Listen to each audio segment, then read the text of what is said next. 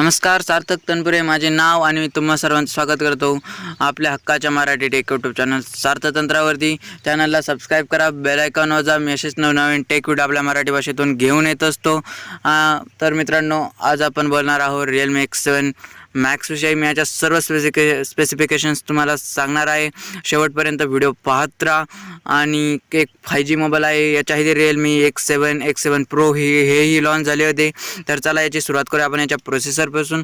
जे आहे Dimensity 1200 हे भारतातल्या आत्तापर्यंतच्या सगळ्यात पहिल्यांदा यूज केलेलं आहे मोबाईलमध्ये. तर याच्यात रॅम आहे 8GB 12GBची LPDDR4X रॅम. आणि जे स्टोरेज येतात ते 128GBचं 256GB. त्याचा टाईप आहे UFS 3.1.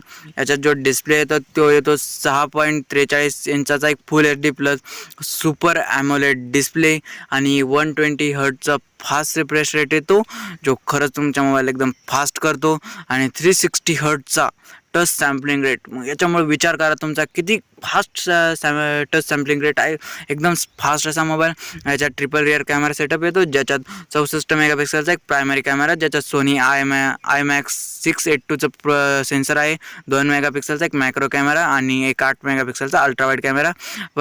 फ्रंटला 16 मेगापिक्सेलचा एक पंचहोल कॅमेरा येतो, जी डाव्या साईडला पंचहोल आहे.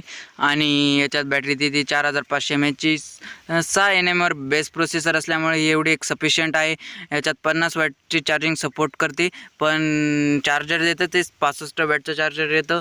आणि एक ओव्हरऑल पाहता सर्व मोबाईल चांगला आहे. स्पेसिफिकेशन्स पाहता आपण आपल्या पुढच्या व्हिडिओमध्ये भेटूच. तोपर्यंत stay tune with Sarthak tantra.